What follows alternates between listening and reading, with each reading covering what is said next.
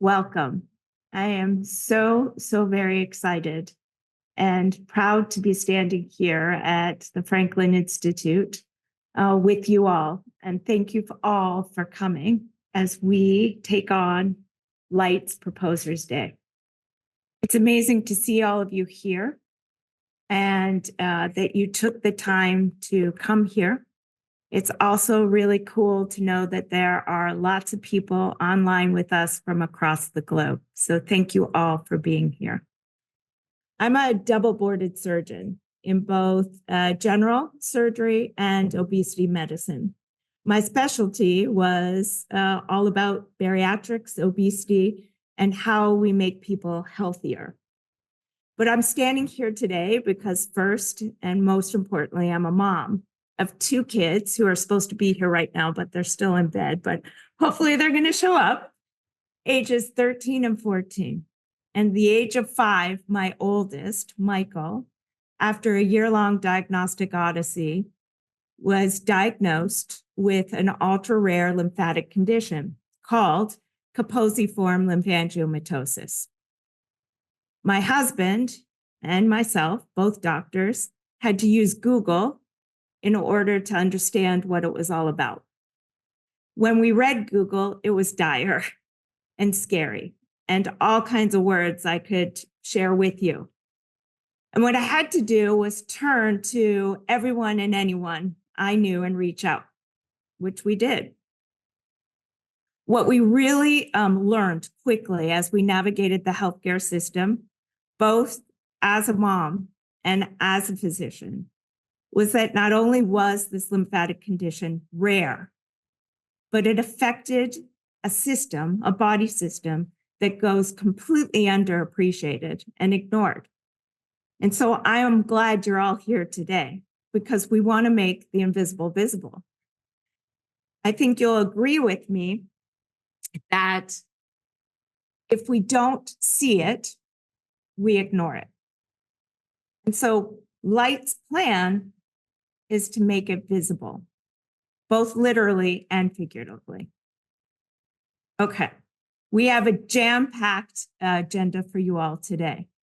Today, the Proposers Day is all about you, to bring you all together, to learn from one another, your technologies, your research, your insights, and find the best teams. First, there's 3 main goals for you all. The first one is you're going to learn all about ARPA-H. It took me over a year to understand it. It's different than academics. And we've got Dr. Tyler Best to come up very soon and tell you all about that. The second mission is to learn about contracts and understand the negotiation process and how we're going to move very quickly and support you all to get the job done successfully. And finally, and most importantly, today again is about all of you, bringing you all together to find the best teams. So here's our agenda.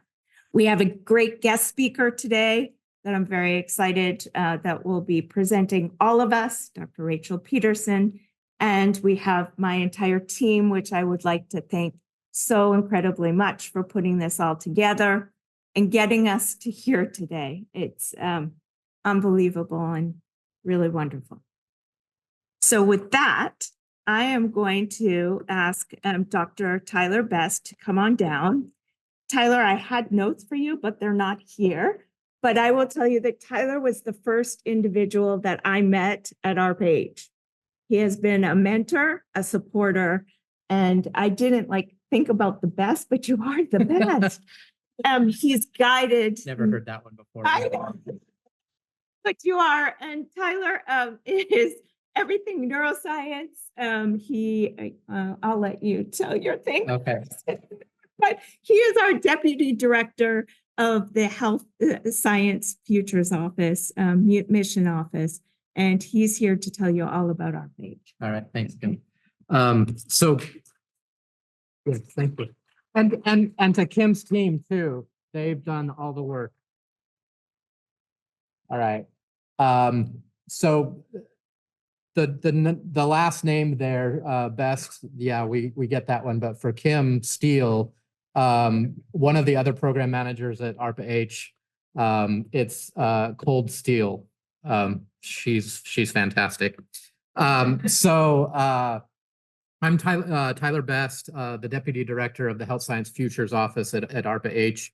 ARPA-H was initiated back in 2022 by President Biden with the mission to pursue ideas that break the mold of how we normally support fundamental research and commercial products. For those of you in the room, we've got Isaac Newton, Galileo, Copernicus, and the lights are blinding, and I'm not wearing my glasses, so I don't know who's in the back of the room there.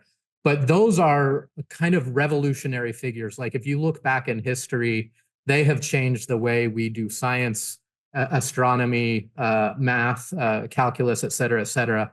The vision of an ARPA, whether it's ARPA for Health, the Defense Advanced Research Projects Agency, DARPA, ARPA-E, is to bring forward revolutionary ideas, not incremental, logical next steps, but bold, audacious, outside the box, revolutionary ideas. And that's what President Biden's vision is for the healthcare system and biomedical research, which we're doing at ARPA-H. ARPA-H is a new agency within the Health and Human Services within HHS. We are a sister agency to the NIH. I'm grateful for Dr. Peterson here representing all of us at the NIH. We're independent from all the institutes and centers. Our director, Dr. Renee Wegerson, reports directly to the HHS Secretary Becerra. Unlike NIH, we do not have an intramural program. We do not have labs, experiments that we run ourselves. We are a funding projects agency. We had an initial $2.5 billion appropriation that we're trying to spend wisely on research projects that are going to revolutionize healthcare. We fund contracts and other transactions, not grants. We can also do some cooperative agreements. So that may go over many people's heads, and it did for me for a long time until I understood the repercussions of a contract or another transaction. That means that when or if you are awarded a light contract, Kim Steele will be your champion, your advocate, and also your harshest critic.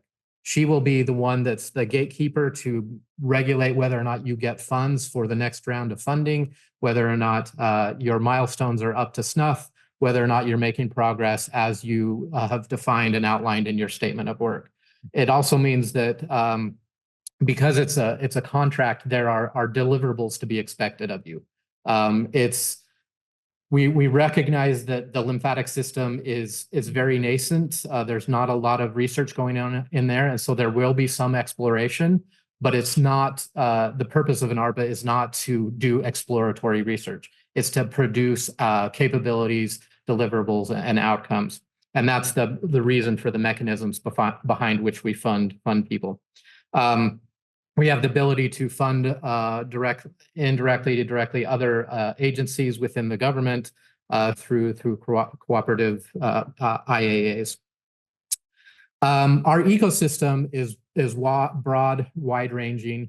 We really wanted to make sure that everything that we do impacts all aspects of health, from the patient providers, the patients themselves, like Kimberley's son Michael, up to the academics, the industry partners, other federal government agencies, all our stakeholders, all our potential customers, and also performers. We call performers the people that are performing or doing the work under that contract for us, whether that's nonprofits, academic groups, companies, industry partners. And ultimately, we want to serve the public with the healthcare capabilities that we develop here. At the agency, we are divided into primarily 4 mission areas. I'm from the Health Science Futures mission area, where our focus is on really kind of proving out the possible, taking that future concept, the 20-year, 30-year into the future idea, and seeing if it's possible now, making it happen now rather than waiting those 20, 30 years for that to happen. We also have scalable solutions, proactive health, and resilient systems offices. And you'll notice that none of those offices are specific to any disease, any organ system, any relative healthcare problem, but are categorizing our health in various ways: the future, how to scale up the things that we prove out to be possible, preventing us from becoming patients ourselves, and making sure that our systems are resilient in the face of catastrophe, pandemics, other such things. As I alluded to in the Health Science Futures office, we really want to expand what is technically possible.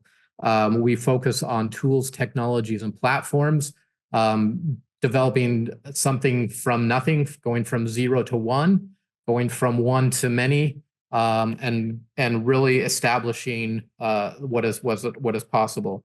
We really focus on systems biology, scaling from what you cannot see, the atomic level, molecular level, up all the way up to full human systems, tissues, organs, et cetera, et cetera. Our priority is to be disease agnostic. And you'll find in the LIGHT program that is primarily the case.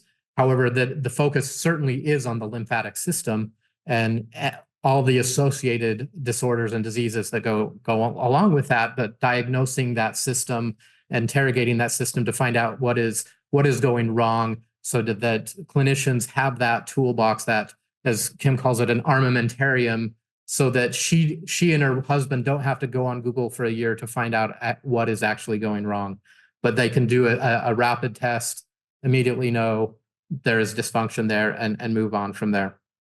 We have in our office an adaptable approach. We want to be able to develop systems and tools that are going to be applicable to a broad range of diseases and biology. We're looking for the innovative methods, taking something from herpetology potentially, or entomology, and applying them to our human systems. What is it about insects or plants or astrophysics that can be applied to our human system that isn't being applied now? And we see that as potentially ways in which we can innovate rather than iterate on solutions. We want to expand what is technically possible. We often joked when I was at DARPA as a contractor, we would joke, among others, that unless you're breaking a law of physics, it's not a DARPA-style program. That's kind of how our mentality is here. Unless you're breaking a law of physics, in air quotes there, it's not revolutionary, it's not crazy enough for an ARPA. And I alluded to this collaboration across disciplines, taking ideas outside the box from other organizations and forming those teams that think creatively, that come at a solution or come at a problem with really creative solutions, so that we can become those Galileos, those Copernici. Is that a plural of Copernicus? I don't know. Anyway, those disciplines to really create that revolutionary aspect of our biomedical research. Kimberley will only be here for a term. She is term limited, as am I, as of all the other program managers at ARPA-H. She has a 3-year appointment, which she can renew for a second 3 years. We'll decide at that point if she wants to do it, and if we want to keep her on board, we'll decide at that point. And you'll notice then that the LIGHT program is 5 years. So that forces a program manager to, if a new one comes in, they're going to come in with new perspectives, new ideas, new approaches. It provides a novel view and critic of what people are doing, and it really forces that innovation and creativity by having us being term limited. Next, let's see how much. I'm going to try and catch up on our time since we delayed a little bit. The program formation, all ARPA programs kind of go through a very similar process. Light is a program. If you go online, you may see a program called PRINT or THEA. THEA is aiming to transplant a human eye to restore vision. PRINT is aiming to print 3D print replacement organs instead of donors. All of these programs have gone through this kind of the same process where the program manager, Kimberley Steele, came in with her idea. The challenge, she developed the approach, the metrics, the objectives of that program. We're here launching that program, hoping that teams of you will come together, collaborate together to come up with innovative solutions and become the performers for ARPA-H to do the work that we hope you will do and that you say you will do. And in that performer timeline, you come in the program the Light program is phased right now. Some of you are going to have some audacious ideas and goals, and you may fail fast. We want you to do that. We find that failures can be successful. We want those successful failures. And if so, if you're doing great at that successful failure, we'll move you on. Kimberley will decide whether or not your performance, your metrics, you've met the milestones, you're going to move forward and get continued funding throughout the time. If things just aren't working, we don't want to string you along. We'll give you a soft landing, negotiate how that end will happen, and you may only be funded for a number of months or years, depending on the progress that you do. That's where that contract comes in. You have to perform. That's a performer base. You're not grantees. You're performers. You have to do the work. And ultimately, Kimberley, as your champion, as your advocate, she has the possibility to fund you more, to give you more money, more projects if things are going well. If you have to, negotiate and readjust your statement of work, that can happen. Or if it can be, you found something really amazing and you need to pursue it that wasn't in there and you need more funding for it, Kimberley can advocate for you to do that. And she would come to me and the director and the agency director to request more money for that. Ultimately, this last slide, this is a presentation in the Renwick Gallery, Art Gallery, downtown DC. And we, Health Science Futures and ARPA-H as a whole, we want this present moment to actually be what we imagine in the future to be happening. We want healthcare for all. There are patients waiting, and we need to serve them, relieve their suffering, and cure them. And with that, I will turn it back over to Kimberley. Okay, so that last quote, it really, for me, if you asked me 7 years ago when my son Michael was diagnosed, that I'd be standing here today and being your champions to do the boldest and audacious things, it was unimaginable. But here we are, and now we have this chance together. So my next step is to talk all about the Light program and give you some more in-depth details. So again, and I forgot, I don't think I even said, I'm Kimberley Steele and I'm the program manager for Light. So Light is, again, representing lymphatic imaging, genotyping, and phenotyping technologies. What if we could make the once invisible lymphatic system visible? So part of the issue, and let's face the reality, is that we have diagnostic tools to assess all of our body systems, the lungs, the heart, the kidneys, the liver, the skin, the blood. So why not lymphatics? When I went to ARPA-H, I had to pitch why. Why lymphatics? Because it's a really hard problem. And what we need to do is make the invisible visible. And imagine, if we could, how many lives we could save. So the program vision, first off, the problem. We had to come up with the problem. here's the statement. More than 10 million Americans are misdiagnosed or go undiagnosed due to a lack of diagnostic tools to assess the structure and the function of the lymphatic system.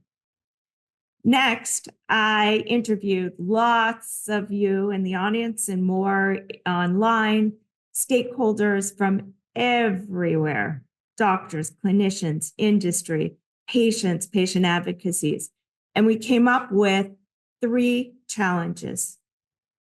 The first one, biomarkers. Today, doctors have no specific biomarkers to diagnose the health of the lymphatic system. We can't, from a biomarker, distinguish the problems with structure and function. Today, we know as a family how hard it is to image the lymphatic system and what kids and adults must go through. We require highly specialized, trained people, doctors, providers, like some in the room, but that are only at a handful of academic centers. So there's no access. And people go on lingering because we don't have access and affordable imaging techniques. Finally, genetics. The genetic disposition of lymphatic dysfunction lags at least 30 years behind. We're catching up, but we can do better. We need to be able to take those enabling technologies from other disciplines and apply them to our lymphatic system. So tomorrow, we will have biomarkers that are going to help with diagnostics and monitoring, possibly with risk stratification. Possibly they will be able to be following along when we're doing therapeutics and helping with companion diagnostics. In imaging, we hope that all of you are going to solve this difficult problem so that we can visualize organs, not just the body, not just peripheral, but organs, and understand lymphatic structure and function. And then finally, with genetics, we're going to take a giant leap forward. And we're going to be able to use genetics to prevent, predict, and confirm diagnostics along with the biomarkers and imaging. So our overall vision is that we're going to develop a comprehensive toolkit, diagnostic toolkit, that will be scalable, accessible, affordable, and clinically useful to detect lymphatic dysfunction in health and disease. So the idea is to bring you all together and have this diagnostic toolkit, an armamentarium that doctors can use. Because let's face it, in other body systems, we have lots of different tools to make our diagnosis. We need that for lymphatics as well. Now, this table demonstrates not only market size, but 2, the lack of diagnostic options doctors currently have to assess lymphatic dysfunction. What's stunning, though, is not only do we lack those tools to diagnose primary lymphatic diseases, such as lymphatic anomalies like my son has, or primary and secondary lymphedema, but importantly, common chronic diseases that have underlying lymphatic dysfunction, we have no diagnostics to detect early lymphatic dysfunction. Imagine how much money we can save if we could figure out, and not even money, how about lives? If we can do this now for so many diseases. And that's where I think, even though there are primary lymphatic diseases, we need to be agnostic and focus on all disease. Because I think you'll all agree with me, as we deeper into the lymphatic system, we're going to learn so much about the associations and the underlying etiologies that might implicate our lymphatic system. So next, Let me take you through what a patient has to go through. You most will know this, but let's do it anyways, walk through. So patient comes into the office and they have swollen legs. What do? We don't even do it sometimes. I had this lady come up to me, roll up her sleeve and say, no one looks at me. They ignore me. They don't even measure my arm. So we measure the arm, if we think about it, and we use a finger to press into the leg for edema. But if we want to send for some diagnostics, we have lymphoscintigraphy, and not bad. We see some nodes. We can understand a little bit of function possibly, but it's low resolution and shallow penetration. Then there's the real cool near infrared imaging, which, by the way, was DARPA inspired through night vision goggles and ICG. But again, low resolution, and shallow penetration. We can't see the deep system.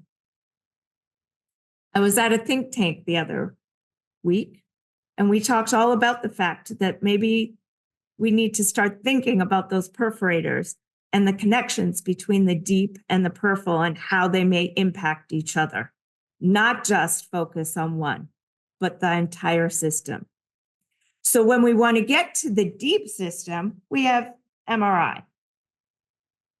A kid goes into an MRI, they're there for 3 to 8 hours. We have our highly specialized, incredible technicians that can do lymphangiography. But again, it puts the patient through quite a bit. So advanced imaging is very invasive.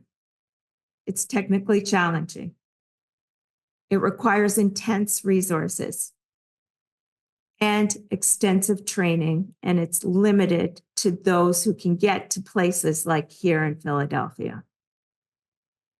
And sadly, we have no FDA tracers or contrasts that are specific to the lymphatic system. I just learned the other day there are some sitting on the shelf, but no one has been able to pick those up because the lymphatic system wasn't important. So let's make it important. So the future of imaging diagnostics, I really think, looks bright. With light, we are asking all of you to aim for technology that's going to be easy, accessible, affordable. And then we are going to work on specific metrics, as Tyler said. In the ARPA-H program, the idea is to push everyone. You will have the resources to get it done, but we need to extend ourselves. So we're going to look for you to improve spatial resolution, temporal resolution, including dynamic imaging, depth of imaging, the field of view, and we're hopefully going to limit the total scan time. My son will appreciate that. Okay, that chart there is just an example of the metrics that we have created. And I've heard some mumblings. Those are really tough. They are. They're based on whatever we could find in the literature. So they're doable, but it's really tough. And we're going to ask of you to aim for the ideal, not the minimal, the ideal. And as we work through the program, we can negotiate, we can talk about it, but the idea is that we give you defined metrics to aim for. Okay, the fun part, let's jump into the program's technical areas. What we did is we collected those hurdles and challenges, the problems, and now we've got to find the solutions. And those solutions come in buckets of technical areas of expertise. So we're asking you all to bring your technical expertise in technical area 1, diagnosis and monitoring through biomarker discovery. Technical area 2 is imaging, and technical area 3 is prevention, prediction, and diagnostic confirmation through genetics, epigenetics, and models of lymphatic dysfunction. Again, so that we have a comprehensive set of diagnostic tools, we would like to see you come together to build those tools so that we focus on technical area 2 and at the same time bring in technical area 1, those biomarkers, and technical area 3, genetics, or one or the other. Program structure. Now here, we got to follow along. There are 3 phases, as Tyler explained. Proof of concept, phase 1, 2 years. Phase 2, preclinical work, 2 years. And phase 3 will be 1 year of clinical work. There are the 3 technical areas, and we have 2 tracks. And we're going to focus on track 1 first, guys. Track 1 is asking all of you to come in as an integrated team. That means you will have technical area 2, imaging, and you will have technical area 1 or 3, or both technical 1 and 3.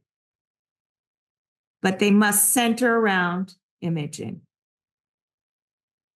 During that time, you're going to work through phase 1, 2 years' time, and teams will then move and progress into phase 2. And we'll have several teams with different approaches to the problems. By phase 3, we're going to move into the clinical area where we're going to help transition you, and I've learned these names now being at ARPA. Track 2, you see it there, is meant for people who have not identified a team. I didn't want to leave you out. I fought for this, guys.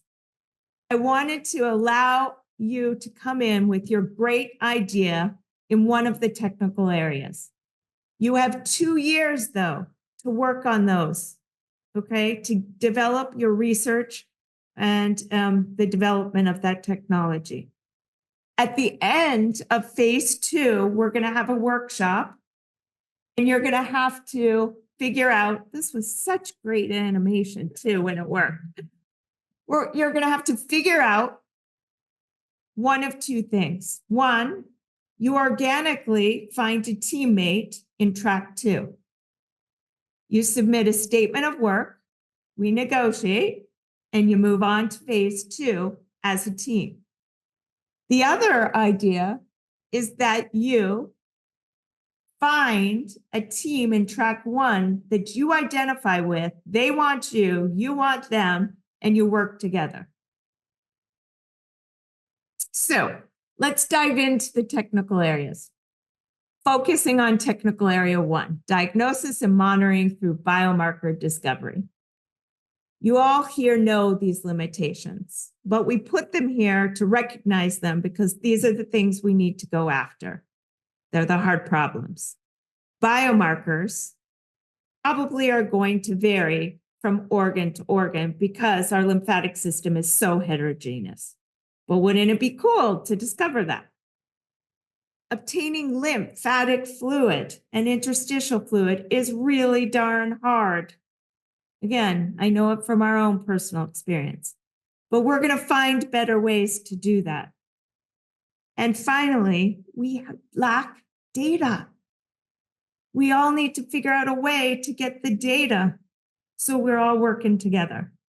And so I'm hoping that Light is going to work with you on that as well, because we have some great IT and data management support who are really excited about doing this with you all. Our goals are that the performers will validate their biomarkers with TA2 imaging. And ultimately, that we're going to have FDA-approved biomarkers. And we've already been talking with FDA. They're ready for us. They want to collaborate, which is really fantastic. We also are hoping that you're going to approach this not only with molecular, but possibly physiologic biomarkers, and so that we can determine structure and function. in health and disease. Potential approaches that we have shared with you, they are not limited to, come with something more novel, that's cool too. But how do we collect the interstitial fluid and the lymph fluid safer and better? Apply the omics and all of these great now technologies that are used, for example, in cancer therapies, and use AI, machine learning, and computational intelligence. We need the data, though. This Gantt chart represents an approximate timeline for various activities that are going to be performed in TA1. You'll notice that I reference, it says ISO 3.31. ISO, and I always get this wrong because we just changed the name, but I think it's Innovative Solutions Openings. All right, and Gina is going to come up and talk all about it really soon to share more with you. But refer to that ISO, read every page. I know it's a lot. Memorize it. Really and truly, it's a lot, but if you read it, you follow it, that's where we're going to have the success. In phase 1, performers should be implementing sample collections, figuring out how to collect them, and cutting-edge discovery strategies to determine specific and sensitive biomarkers associated with lymphatic disease and dysfunction. And you're going to have very specific metrics laid out in that ISO. I'm not going to spend time on them here, but they're in the ISO. If you can't meet those specific metrics, okay, we can discuss it and negotiate it, but you have to prove the justification and the evidence, as long as we're making advanced steps. In phase 2, performers must assess the expression of their top candidate biomarkers in a different biospecimen. So if you started in interstitial fluid, test it out in blood. We also would like you to try an alternative tissue. So again, we're agnostic. We're going to apply these tools to more than just one disease. And in phase 2, we're expecting that you're going to take these biomarkers and apply it to the imaging tools to possibly help improve understanding structure and function. Finally, in phase 3, we're going to get to some clinical validation, guys. We are. With support and with the oomph, we can do it. During that time, we are going to be working hard with FDA, with regulatory people, with Patio, which you're going to learn all about from Craig Gravitz, who's coming to talk to you, with support to transition into what we call the Wild West, so that you have success. And the success is for our community and our dogs. Okay, moving on. Technical area 2, imaging. Limitations, we know them. At ARPA-H, I had to show a lymphatic vessel so they understood how delicate, how small, how fragile, how thin those vessels are, how invisible those vessels are, how they start from being very, very small to getting bigger, the opposite of our arterial and venous systems. We understand that the lymphatic biology is way behind, as Tyler mentioned, and that there needs to be some discovery. ARPA-H really isn't about that. We've got to get to the technology. So that is our limitation, but I know you can bring it. And then we have no FDA tracers or contrasts. Can we, specifically for the lymphatics? Possibly. Do we need them? Maybe not, but let's consider it. And the goals will be, we want to see that you all are going to develop an approach to image the structure and function of the entire lymphatic system, even in the tissue beds. We hope that it will be reproducible and clinically relevant, that imaging, the metrics, to structure and function. And we've listed some function measurements that you can use, but you can use your own as well. You just have to justify them. Some of them might be vessel permeability, Flow, it's tough to measure. Valve competence, tough to measure. Potential approaches, and I heard all of these at the think tank I attended. So I think we're on the right track. Number one, new novel tracers and contrasts specific to the lymphatic system. Combined imaging modalities. Maybe we take two existing or one novel and one existing and combine them. And then finally, what about non-invasive? Wouldn't that be awesome? Okay, just like the first Gantt chart, this tells you the same thing. And these are in the ISOs for you to follow along with the metrics. Here, again, it represents the approximate timeline for the various technical areas implemented and that we're asking you to do. Okay, so the first is to work on development of an imaging modality capable of reliably resolving the lymphatic vasculature in specific tissue bed or lymphatic disease. So coming into phase one, choose one lymphatic disease, one tissue or one tissue bed. Work on that to image. Critically, we're helping that you're going to work on the resolution of this approach and that it's going to facilitate the development of quantitative imaging-based metrics of function, lymphatic function. And the development of these imaging-based lymphatic, we're going to take the imaging lymphatic biomarkers and apply them to the imaging tools and technologies. Into phase two, moving into phase two, we're going to ask of you to find another tissue bed or another lymphatic disease to apply your technology to. And we hope that you're going to integrate technical area 2 with either technical area 1 and or 3, the genetics. And all of that's going to work in phase 2. Again, when we move to phase 3, we're going to work at clinical validation. And you'll be working with FDA and our patio team and consultants and also patient advocacy groups to ensure that the technology will make it to the Wild West. Finally, technical area 3, we're making it through. Prevention, prediction, and diagnostic confirmation. Genetics are tough, especially in this field of lymphatics, because not only are there inherited diseases, there are many somatic conditions. And so we have a lot of heterogeneity. And we've learned that there's a lot of heterogeneity in the tissue beds. We don't have proper data sets.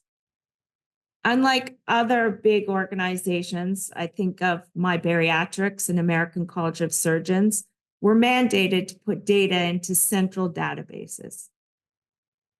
How do we do that here? I'm not sure yet, but let's think about it and work on it. And then models of lymphatic dysfunction. I've heard it, you know it. We're bipedal. Gravity affects our lymphatics. And yet our models right now have 4 legs and are not really adequate. Because when we transfer that learning from the animal to the human, a lot of the time it doesn't work. I think there's pretty strong statistics on that, right? So we need to get better models. And so Light is allowing you to work on that as well.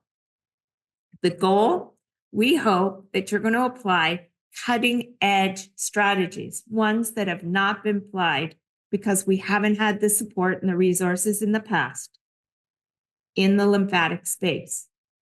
Geneticists bring it on for us.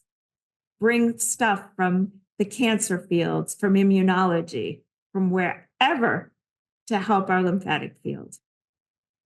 And then we'd like you to develop these better models. And I've been watching some of these lightning talks. We're having them later today, and it's exciting to see the models that are existing. Myself being part of the Women's Sprint, reminder, we need to focus on women's models as well and represent women. And then finally, we want to use the correlations we learned from the genomics with imaging. Cancer uses radiogenomics. Can we do the same? Can we use AI and machine learning? I bet we can. At the bottom, I have the potential path forward. Use them all. Bring, again, the enabling technology that hasn't been brought yet to lymphatics. Next generation sequencing, whole exome and genome sequencing, standardized lymphatic genetic panels for our patients. We can't get them for our kids. Functional genomic studies, how about that? And leverage AI and machine learning. Again, a Gantt chart. For the sake of time, I'm going to say, please refer to the ISO. It follows the same structure as the other technical areas. In phase 1, we're really asking you to work on your research and development, the proof of concept part. In phase 2, we want you to start to take that developing technology and apply it with the imaging. And then in phase 3, that you move on to some clinical validation and working with our FDA partners. Okay. All of you, whether you come in as a technical area 1, 2, or 3, or as a team, will have team requirements. We're making you work hard. The first one is tissue bed selection and/or disease models. In phase 1, as I mentioned, each team must come in and outline at least one tissue bed and/or lymphatic disease that their solution is designed for. In phase 2, we're going to ask you to explore the technology in a second alternative tissue and/or lymphatic disease. All kinds of tissue options: GI, lung, heart, liver, kidney, peripheral skin, lymphatic anomalies, tumors, malformations, and lymphedema. We're going to ask all of you to think about how we leverage computational intelligence. How do we bring in AI and machine learning? It may not work, but let's try to consider it. Product development. Very early on, when you become a member of LIGHT, we will engage with the FDA. We're going to invite them to our workshops. We want them to understand that we need to create lymphatic pathways now. And honestly, in speaking with them, they're eager to do it, which is pretty exciting. The last one is stakeholder education, dissemination, and affordability, accessibility, inclusivity, DEI. As a parent navigating the healthcare system, as a doctor, I had privilege, but I was also in the trenches with parents that didn't have that privilege. It's tough, and we need to bring the patients into the equation and the families early, because guess what? They can change the paradigm and help advance the technology. And so we're going to ask all of you to bring on a patient advocate or a parent to be part of your team to inform your technology. We also are going to ask all of you, since we're going to shine a light on the lymphatic system, both literally and figuratively, we want this to now become lymphatic medicine. So we want all of you to get out and give lectures and really push the lymphatic field forward. Requirements for each of the performing teams. The ISO you referred to is at 3.41. The team structure and the role. Every performing team must have, number 1, a lead principal investigator. Number 2, if you are on track 1, we are requiring a program manager because they're going to be working with a lot of different people and teams. And we want to make sure that metrics and milestones are met on time, that you show up to your meetings, etc. For track 2, it's not mandatory. If you'd like a project manager, you can fit it into your budget. That's fine. And then we want you to designate a product development lead. Why? Because we want to make sure that the technology that you develop gets out to the real world. So one of your investigators who has some expertise or knowledge will be designated as that person and will work with the Light team, myself, and the teams from Light with the FDA. Finally, I've created a Discovery Duo program. What is that, everyone says? That is our patient and parent ambassador that's going to work with an early investigator. So on your team, you might have a postdoc. You might have someone just at the instructor level. We'd like to designate them the JEDI: Justice, Equity, Diversity, and Inclusion. The JEDI and the patient are going to work as a Discovery Duo team, and they will form part of the Equity Task Force. Together, we're all going to work together, and we're going to help inform key performance indicators that the lymphatic community will have forever and ever. So what is the Equity Task Force composed of? Well, the Light team. Number 1, I'm on it. Kim Steele, program manager, and a Light equity advisor. We have an expert that's going to come and advise the team. Each performing team will have a lead PI, the project manager, a project development lead, and the Discovery Duos coming to the equity workshops. In the task force activities in phase 1, those performing teams, the Discovery Duos, are going to get out and interview at least 50 organizations, stakeholders, patients. And we can do that through ARPA-H, which is kind of cool, which is a hub and spokes group of customer experience led individuals that will help us. And then in phase 2, we're going to have the task force hold an equity workshop where we're going to bring everyone together and we're going to create a roadmap to equity so that little kids in rural areas get the same treatment that my kid got because I was able to bring him here. Okay, here goes the program structure again, okay? So a different view, but phase 1, 24 months, proof of concept. Phase 2, preclinical work, 24 months. Phase 3, 12 months, clinical. Track 1, you come in as TA2 plus TA1, TA3, or both. And you work on accessing biospecimens, how you get the interstitial fluid, and work on how we use biomarkers to detect structure and function. In phase 2, we have a bunch of teams working to develop that technology. You'll work on the tissue bed from phase 1 or the disease, plus you'll apply it to another tissue bed or another disease. In clinical, we're going to do our validation and testing, and we'll transition with the help of all of the people and support from our team and consultants that you may bring in.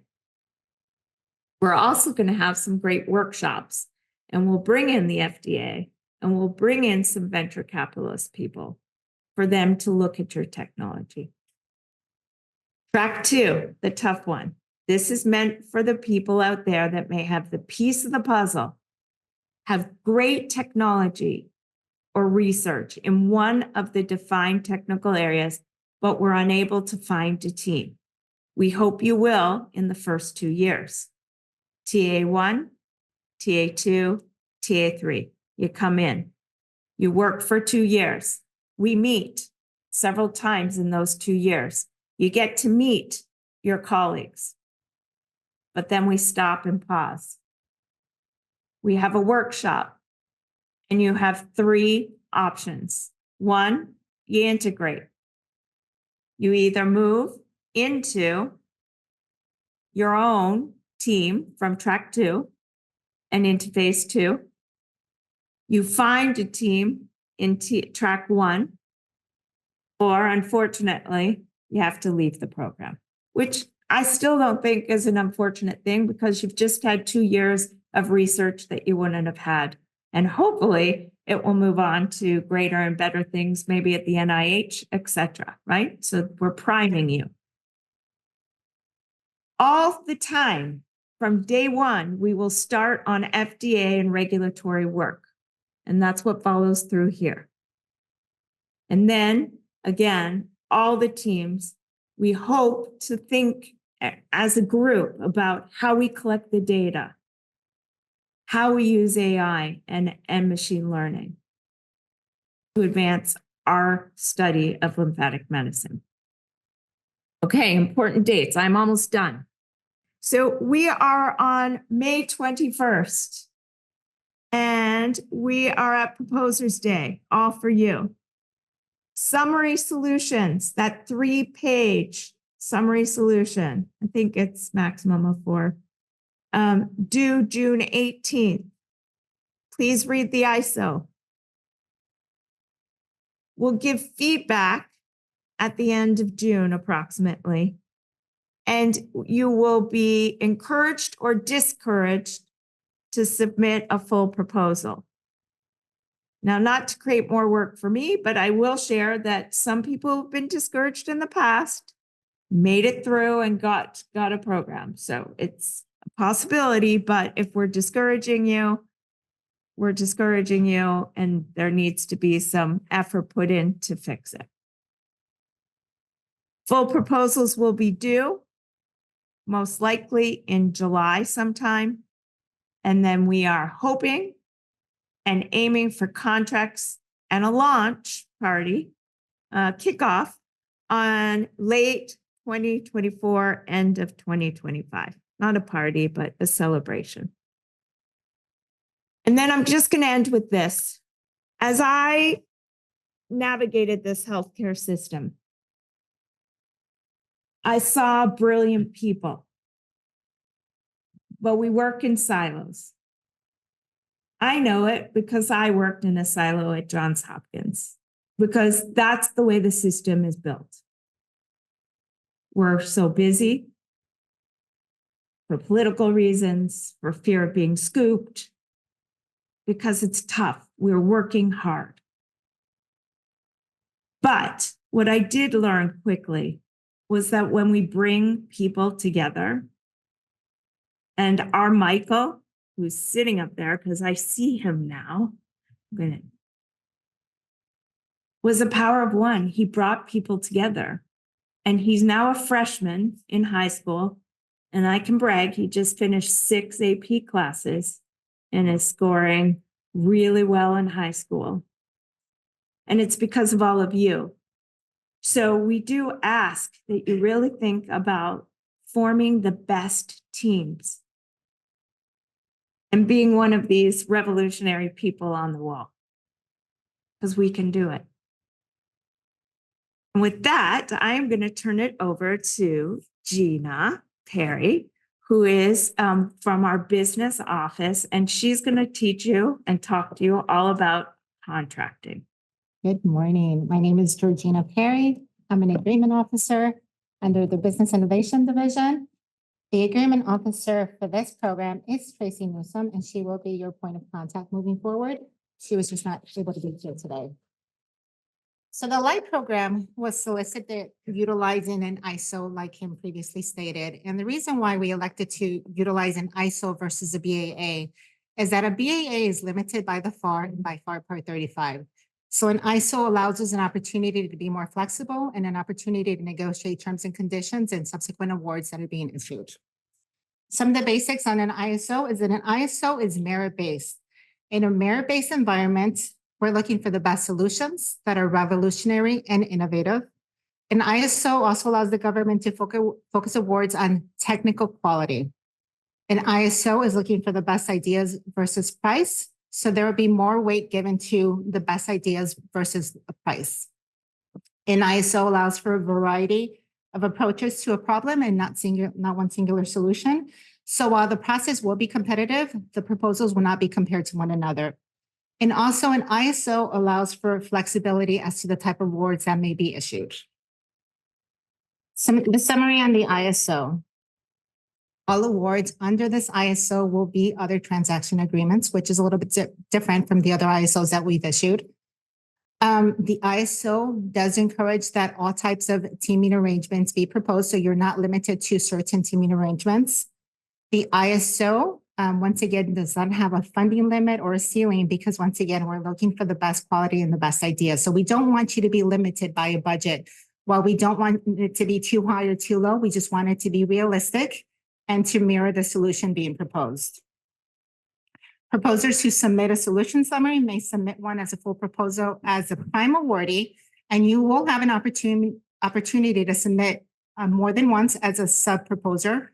But if we do find that there are multiple proposals where you are the sub-proposer, we may ask for an associate contractor agreement.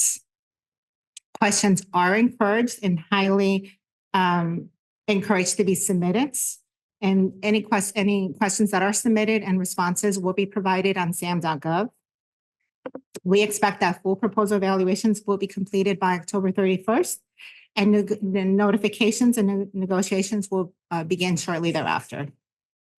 So what exactly is an OT?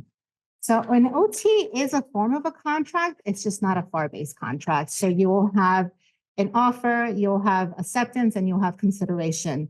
Historically, OTs are not the type of contracts that are awarded via the government. They're usually FAR-based procurement. So one of the advantages of an OT is that there is a lot of flexibility in the ability for us to be able to negotiate. OTs are designed to reflect commercial contracting practices. And many of the federal regulations that once again apply to the FAR will not be applicable to these OTs. There's an expectation that there'll be increased collaboration and partnership throughout the life of the agreements. And there'll be substantial involvement on both parts of both the government and the performer. There's an expectation that there'll be free-flowing negotiations at the time of contract award. This includes an opportunity to negotiate terms and conditions, negotiate IP, which I think it's one of the items that many of our performers are concerned about is who will own the IP. So you will have an opportunity to provide your input. And once again, you're not limited by the FAR or federal regulations. There are some exceptions to some statutes and laws that we cannot negotiate, such as the Civil Rights Act. But many of the other articles within the terms and conditions, you'll have an opportunity to negotiate. Process overview. Some of the specifics to consider as you're preparing to draft your solution summary. The solution summary is a mandatory submission. The solution summary should not exceed 4 pages. This excludes the cover page and any ROM or references that are being submitted with that solution summary. The solution summary should adhere to the ISO Appendix A, and the solution summary should be submitted via the ARPA-H Solutions website. This is a little bit different from the other ISOs where we typically requested that the solution summaries be submitted via ECPS. We now have a website dedicated to the ISO solution summaries. The solution summary will be subject to both scientific and technical review. After the solution summary has been evaluated and feedback has been provided, and like Kim previously stated, there'll be an encourage and discourage stage. You'll have an opportunity to submit a full proposal. The full proposal will once again be submitted via the ARPA-H Solutions website, and Appendix B and C of the ISO will be applicable to the full proposal. The full proposal will be evaluated against criterions 1, 2, 3, assuming that criteria 1 has been deemed acceptable. The review and evaluation of the full proposals will follow the solution summary. Solution summaries and full proposals will be independently reviewed and evaluated. So once again, while it is a competitive process, they will not be compared to one another. And each step, including notifications, will occur as quickly as possible because there is a sense of urgency on our end as well to get these awards issued as quickly as possible. And this right here gives you a list of the evaluation criteria, and these are all applicable to the full proposal. The first criterion is the overall scientific and technical merits. Criteria number 2 is the proposer's capabilities and related experience. And criteria number 3 is the price analysis. And an important item to highlight is the ISO 5.4.2 non-selection criteria number 1 solution. If the government evaluates criteria number 1 as independently not selectable, it may not evaluate criteria number 2 and 3. So I know that that's a little bit confusing, but the 3 criterions are applicable to the full proposal. And if we deem number 1 not to be acceptable, we may elect not to evaluate 2 and 3. And I'm sure you may have questions, and you will have an opportunity to submit those questions via the light inbox. Some of the final guidance to remember is that the ISO is your guiding principle as you're preparing to submit your solution summary in a full proposal. So please do read the ISO thoroughly. Any changes that are made to the ISO will be done formally via amendments. Nothing stated today during this presentation or any communications with myself or the PM will be construed to formally amend the terms and conditions of the ISO. We ask that you refer to the ISO frequently and to make sure that you're registered via the SAM.gov website prior to proposal submission. So at the solution summary phase, you do not necessarily have to have a SAM account set up, but by the full proposal stage, that must be completed. We also ask that you read the eligibility requirements within the ISO and that you conform to other requirements. Non-conforming proposals or solution summaries may not be evaluated. Some of the important dates and deadlines to remember is that the solution summary is due June 18th. Full proposals are expected to be submitted by July 30th. If any of those dates do change, they'll be issued via formal amendments. And we expect that negotiations will get started in October. If you do have any questions, we ask that you submit those to the light inbox. And I feel like this was fairly short because we're only discussing OTs, but I'm going to go ahead and turn it over to Maddie, who's our BFM, and she'll provide you with some additional information on the cost proposal submission. All right, let me find my slides. Good morning, everyone. I hope you're all doing well. I am going to hopefully be brief here and talk to you a little bit about what that submission review process looks like, and also a little bit of the cost proposal notes. I think I did not introduce myself. I am Maddie McQuaid. I am the team's business financial manager. Before I even get into my slides, though, I do want to just urge you, please go through and read our innovative solutions opening cover to cover. It is really worth it. There's a lot of really great information on how to write your solution summaries and what those criteria are for both the solution summary and your proposals. All right, so let me jump into a couple of the nuances between the solution summaries and proposal review processes. And just to point out one more time, in the ISO, all of this information can be found in sections 4 and 5. All right, so for solution summaries, what you're going to do is you're going to submit your solution summary via ARPA-H solutions.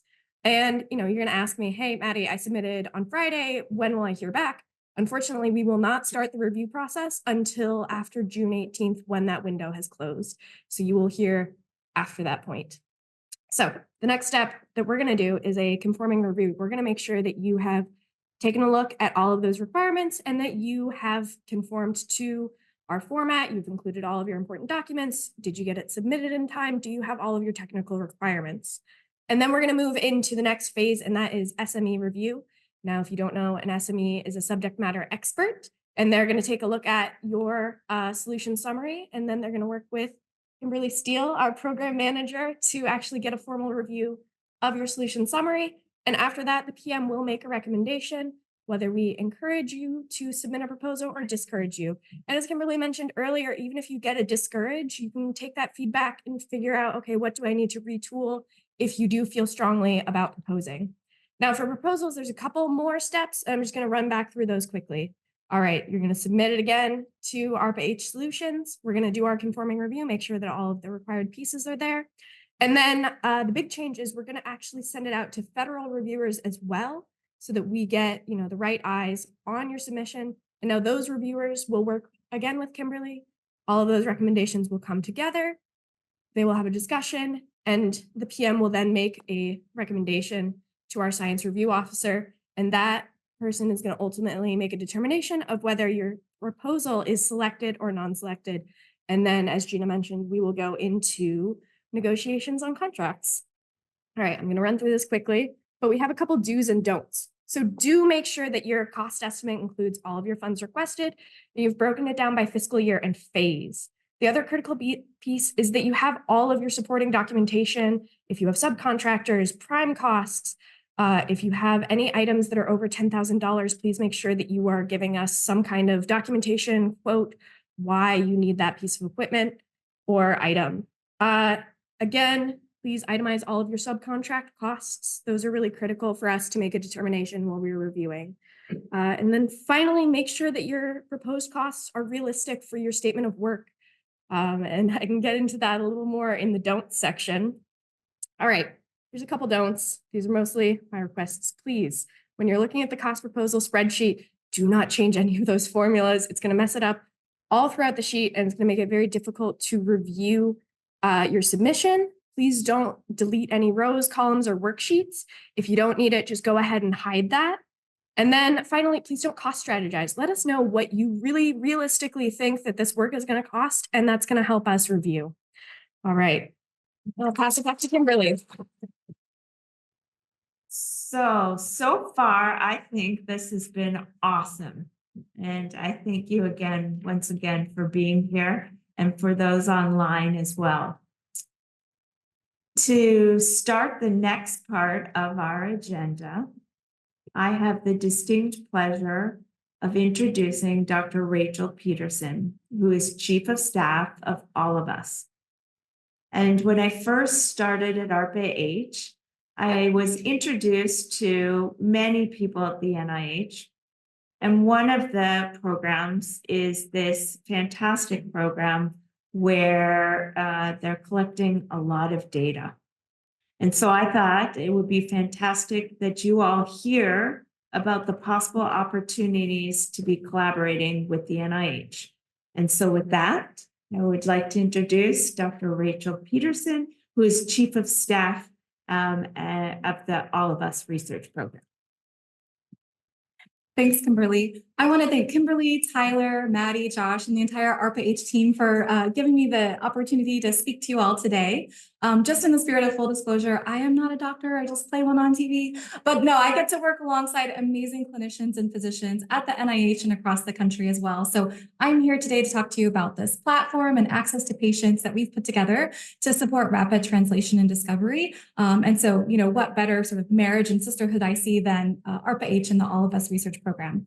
So with that, there we go. Philadelphia, the Franklin Institute. What better place for us to be convening than where Ben Franklin chose his home and so many inventions that really impacted our society. When you live in a place like Pennsylvania, like I do, instead of running into your local neighbor at the pub, you oftentimes will run into random people like a Benjamin Franklin actor. And so I, believe it or not, true story, 2 weeks ago, was talking to Benjamin Franklin, the actor, letting him know I was going to be here talking about this program. And he shared with me that among his many inventions, which were for the common good, the bifocals actually were the one invention that he made for himself. The veracity of that, we can debate, but nevertheless, he did this so that he could see both, you know, his peers at dinner, the food that he was eating, which hopefully was delicious, but also that he could see what couldn't be seen before. And I think that's what we're doing here today, which is to see things in different ways, to solve problems collaboratively, innovatively. And also what I think is important is whether it's for the common good or a personal mission that you're here today, whatever brings you to this room, that we're going to advance together and really change the future. So with that lens, as it were, for bifocals, we think about precision medicine and how it's evolved over time. So I see many of you have eyeglasses, for example, and just how we talk about rudimentary physical measurements that you might do with lymphatic disease. So too are eyeglass is really one of the earliest rudimentary sort of approaches to precision medicine. Your glasses wouldn't work for me, mine certainly wouldn't work for you. But what we're doing with the All of Us Research Program is trying to bring precision medicine to all by getting lots of data from lots of people and making it available for free to researchers across the globe. So with that, one example, one little snapshot, as it were, would be cystic fibrosis. So Francis Collins, who was originally the director of the National Human Genome Research Institute, then the director of the National Institutes of Health, of course, also had a lot of research that he continues to do in cystic fibrosis and in other areas. And so that's one example where, back in 1989, discovered the first genetic mutation for cystic fibrosis. You see here what previously would have been sort of unheard of, a patient who has that to live to the age of 38, to have children, to see her children thrive and grow as well. And I really love this picture because you can see her diary entry at the age of 8 on the day, the best day ever, that they found the gene for cystic fibrosis. And so with that, over time, of course, 20 years or so, now there are many treatments for most people who have cystic fibrosis. Of course, work still to be done. That also brings us to the Human Genome Project.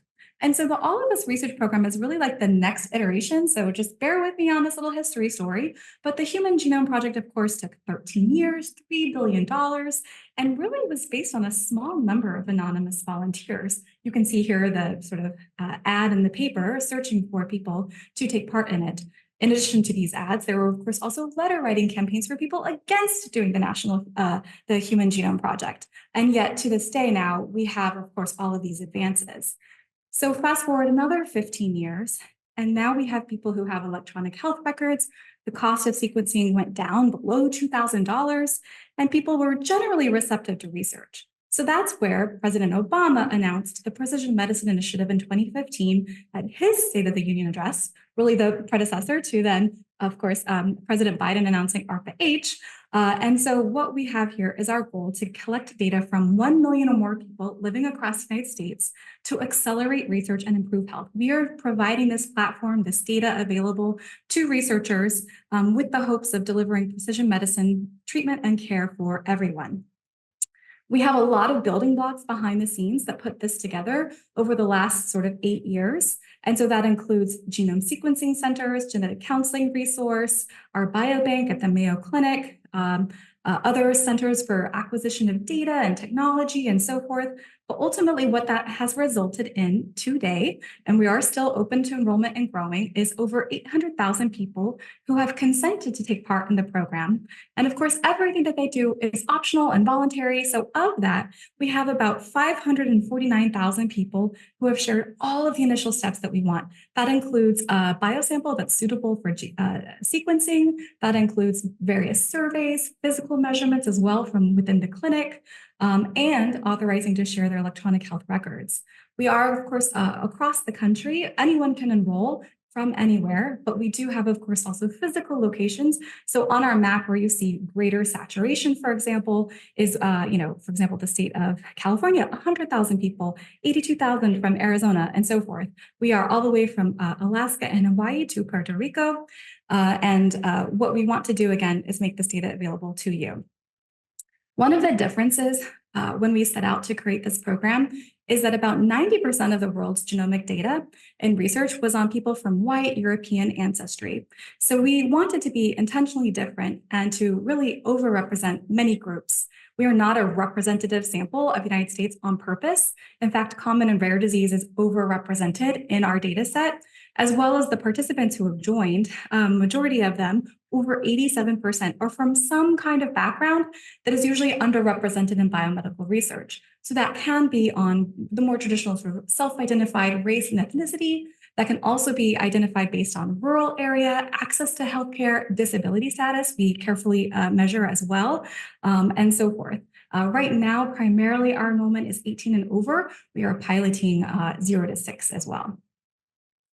So what data do we have? We release our data on a year or every other year cadence. So what I'm talking to you about is the data that is actually available today, knowing that later this year, we will release even more data that has been curated and cleaned for you.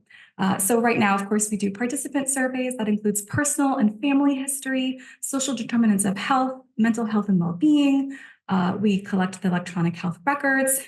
We also have the physical measurements that we do. So that is height, hip circumference, waist circumference, weight, blood pressure, BMI, heart rate, and then our biospecimens. So ideally, we want blood samples from everyone. We're looking at DNA, RNA, cell-free DNA, plasma, and serum.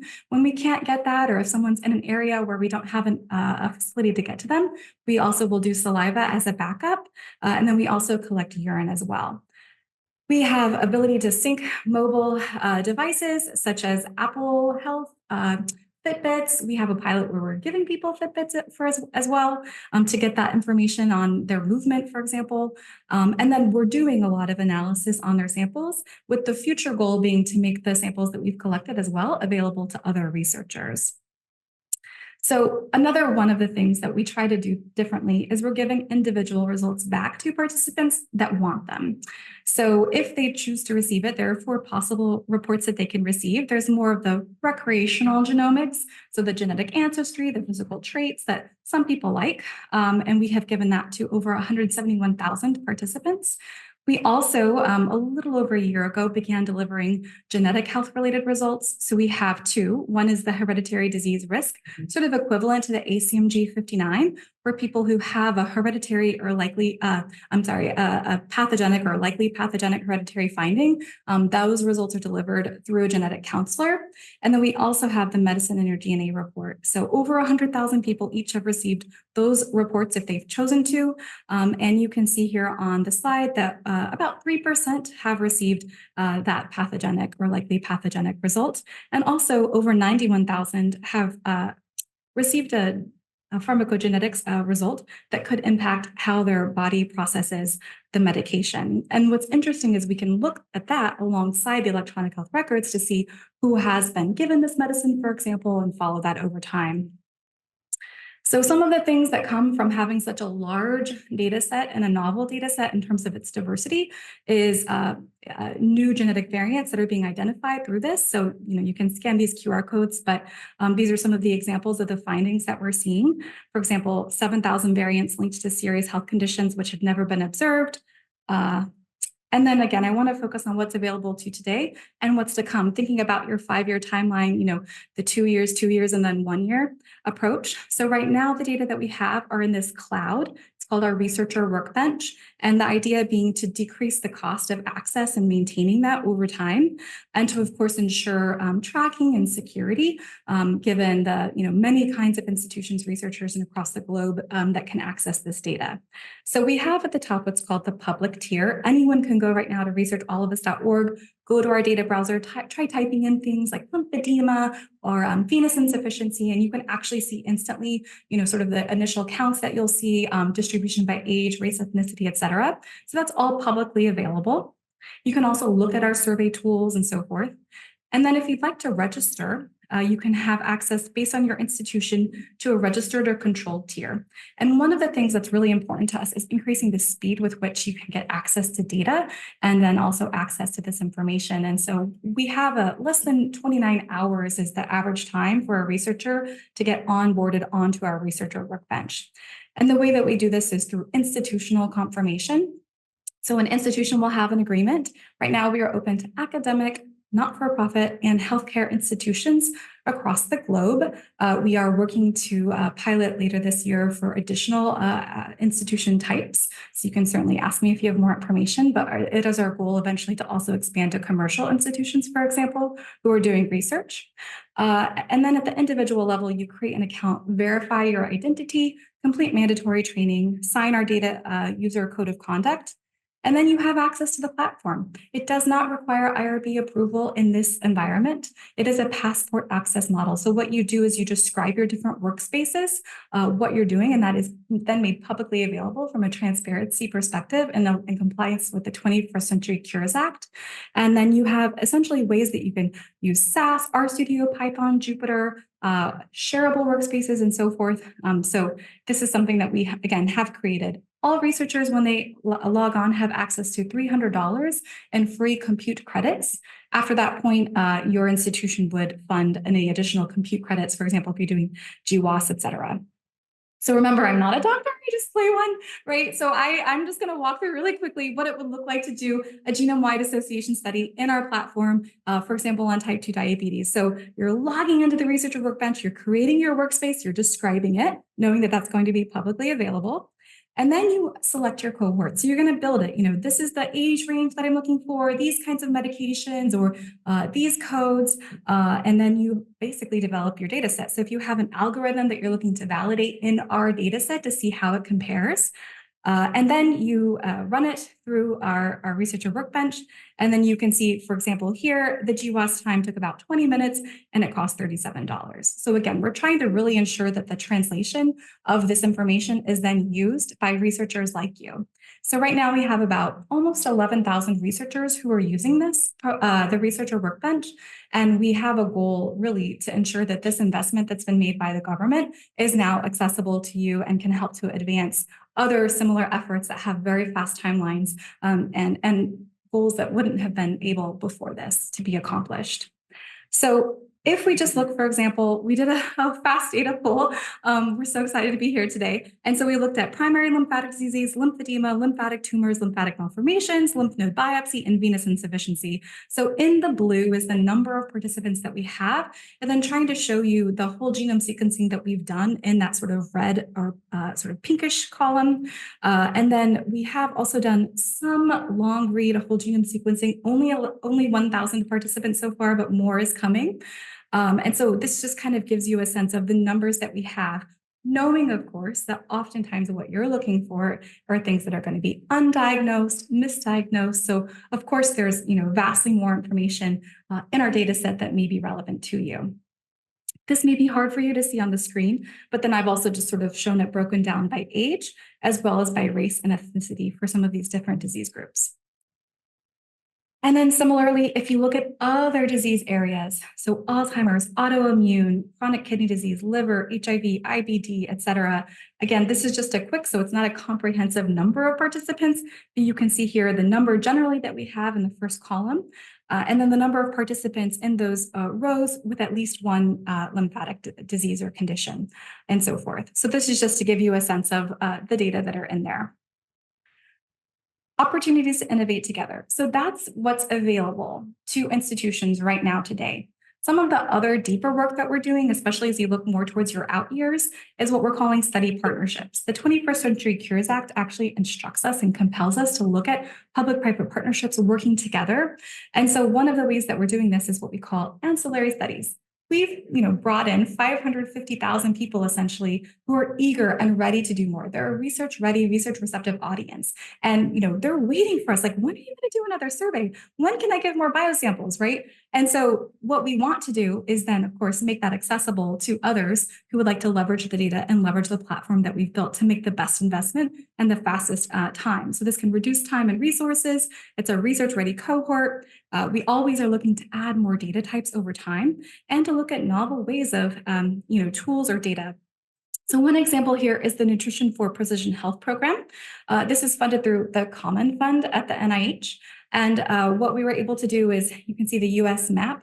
There are actually physical sites that are located for both in-person research as well as AI/ML and so forth. And so we reached out to participants in our surrounding areas near those enrollment centers. Over 17,000 expressed interest. And there's different clinical trials that they're doing, including just simple, baseline, taking pictures or looking at fancy glasses, like here's the food that I'm eating on a daily basis, going into also community dwelling controlled feeding studies, so giving them different diets as well for certain amounts of time. So like a common American, a Mediterranean, and so forth.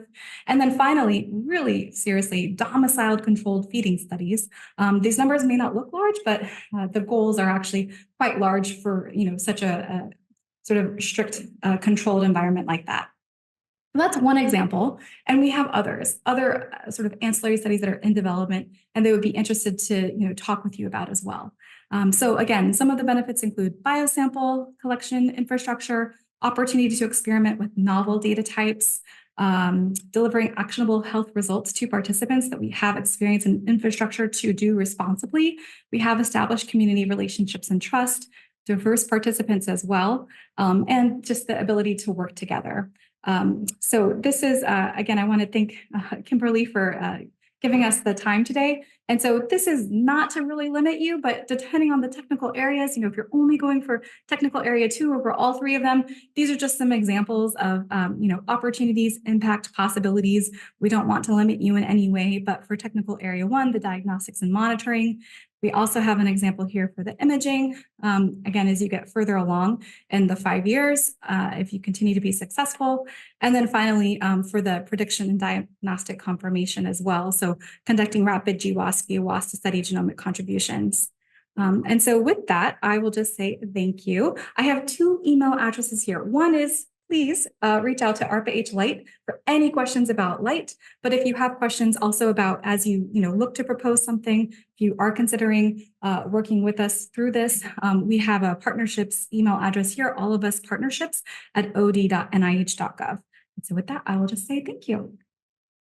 I have the distinct honor and pleasure to be introducing Craig Gravitz to come up, who is the director of the project Accelerator Transition Innovations Office. Right. Wow. And Craig, I can promise you will keep you awake. All right. Hello, everybody. My name is Craig Gravitz. I'm the director of transition for ARPA-H. I'm also a lifelong Philadelphian. So my 9-year-old right now is very jealous that I'm down here at the Franklin Institute. He was very curious of why he couldn't come. He has school. I am also in the unenviable position of keeping you from your lunch. So I'll be brief. I think I can actually say my spiel in lightning talk fashion. Okay. I think you can tell that I work backwards from the name of my office. It was actually a backronym. We wanted to show that we're warm and welcoming, so we called ourselves Patio. ARPA-H. Our mission is to accelerate better health outcomes for all Americans. You don't just do that with science alone. I was in a meeting earlier and someone said something like, "Hey, we're not going to tech our way out of this." And I think that's really the theory behind my office, which is that there are a number of other things that you have to do to actually, close that delta between like the actual science itself and those health outcomes. Okay. And as I think you heard a lot today from Kim's presentation, that you were here for a transaction the same way that we all are. There's just a small amount of time to get done what you need to get done. And so what we want to do is de-risk that pipeline as quickly as possible. One, so it's easier for you to get to market, but also knowing this isn't something that has unlimited time to get where it needs to go. Okay, so oftentimes the output of work can be a paper. That's not the case at an ARPA. These are our typical transition points, where we think things will go. One of the things that I heard Kim talk about earlier is what happens if you don't meet your milestones. Actually, that can be really good. We think of those as fast fails or early off-ramps. Some of the best things that have happened at ARPAs have actually been technologies that didn't quite stick along with the whole program itself, but they were able to actually scale it up and get to market even sooner. ARPA-E even has an entire program called their Scale Up program that's dedicated to that. So I have 3 divisions that I manage. So one is called our Technology Transfer and Transition Office. That we worked a lot with Kim as she was designing her program to understand some of the considerations that you need to build in upfront. So this would be, what are the regulatory barriers to actually getting things to market? What are the sort of market barriers, IP, also those sorts of things as you're imagining a concept, there are sort of non-scientific, traps you can fall into that if you navigate well, you increase the probability that you're going to succeed. So that's one way that we help de-risk that pipeline. Another way that we help de-risk that pipeline is through meaningful bi-directional engagement. Actually, I was really impressed at your discovery duo concept. I'm going to see if we could scale that across the rest of the agency because it's such a great example of what we're trying to accomplish with the human element. So, one of the things I like to say is that the world more broadly has to enthusiastically want to adopt what we're building. You can create a wonderful science project and drop it on someone and they can do, I love pop culture. I don't know if you guys remember Randy Jackson from American Idol. He would nod dog people. So they'd go up there, they'd sing, they'd do their whole thing. And I'm like, I think I'll pass. Unfortunately, that can happen to the best of scientific innovations. And so one of the things that we need to do as early as possible is actually get and really understand who the stakeholders are, who the beneficiaries are. And that Discovery Do is a really great example of building that in early so that the people will benefit. It also has to make sense in terms of the workflow of the provider or the clinician that will be using it. Finally, the other division that I manage is ARPA-H, also that was discussed briefly earlier. This is a nationwide network that we launched. And really the purpose of this is to understand that ARPA-H has to be all across the country. We have to solve for different geographies, rural, urban, and this is our way of actually having a presence in all of these areas. And we can also run some experiments through this network. So, as we start to scale, we can potentially, figure out, different symposia or workshop that we could run. We can also, not through the LIGHT program, but we also have separate experiments that we run. So for example, the Sprint for Women's Health is something that we push through that network. Point being, we're not going to solve for all of America if we just are in Philadelphia or DC. We need to really be in every geography in the United States.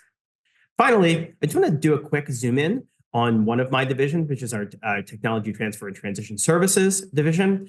I won't read all of these things, but this is pretty much a snapshot of the types of things that you need to do to get those sort of non-scientific things to get a technology out and transition. Essentially, we help the program managers, and this is the internal view of the different ways that we'll help support both during concept development, but then during program performance. And the one thing I will offer to all of you is that, should you be selected for an award, we have similar external facing capabilities. So if Kim were to realize that you needed very specific regulatory support, that's something that we would be able to, help you with. We also, create connections with, venture capital or other groups when, you're starting to mature and you get to the point where you need follow-on funding. Point is, going back to the very beginning of the slide, it's the health outcomes that we're most interested in, and we will do everything we can to de-risk that pipeline. So it's not just a fancy paper that we write at the end of this, that it's actually improving people's lives. And with that, hopefully you enjoy your lunch. Okay, everyone. Wow. Thank you all for participating here in the room and also online.